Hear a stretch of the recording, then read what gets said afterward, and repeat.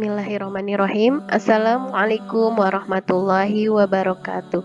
Berjumpa lagi dengan Ibu Bu Dewi Fitri Anugrahini pada pembelajaran Bahasa Indonesia. Materi kali ini tentang teks narasi. Internalisasi pembelajaran kali ini ada di Quran Surat Al-Mujadalah ayat 11 dan At-Taubah ayat 122.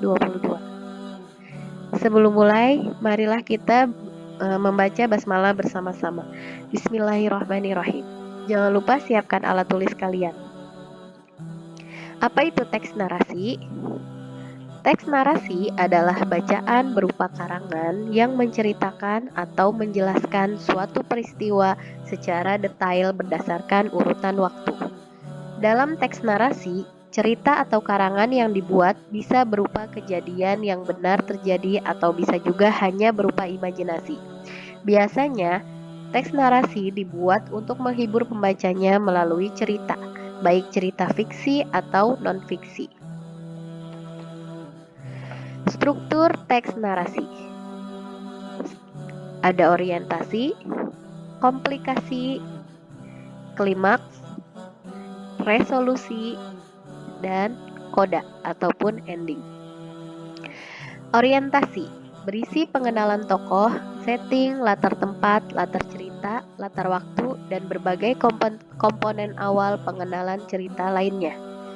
Komplikasi bagian ini berisi bisa dimulai dengan pengenalan konflik, selanjutnya diteruskan dengan konflik yang lebih kompleks. Klimaks bagian puncak konflik atau puncak masalah. Resolusi memuat jalan keluar atau pemecahan konflik yang diceritakan pada bagian komplikasi. Bagian ini menceritakan kejadian yang hampir berakhir. Koda merupakan bagian dari akhir karangan atau cerita. Bagian akhir atau ending dapat berupa cerita sedih ataupun bahagia. Ciri-ciri teks narasi disusun dalam urutan waktu yang jelas, susunan lebih secara kronologis, adanya unsur perbuatan atau tindakan, adanya unsur rangkaian waktu informatif, adanya sudut pandang penulis, terkesan lebih memunculkan unsur perbuatan dan tindakan, sering mengarah pada jawaban tentang apa sebenarnya yang sedang terjadi.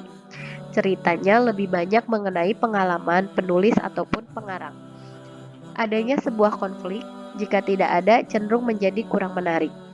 Kebanyakan berupa sesuatu yang fiksi, namun bisa terkadang non-fiksi atau gabungan keduanya. Dan yang terakhir, mempunyai nilai estetika, artinya pengarang dibebaskan dalam berekspresi kreativitas pemilihan gaya bahasa. Ada pertanyaan? Baik, jika ada pertanyaan, nanti bisa ditanyakan via Zoom atau bisa via WA ke nomor Ibu. Baik, kita akhiri pembelajaran kita kali ini. Wabillahi taufiq wal hidayah. Wassalamualaikum warahmatullahi wabarakatuh.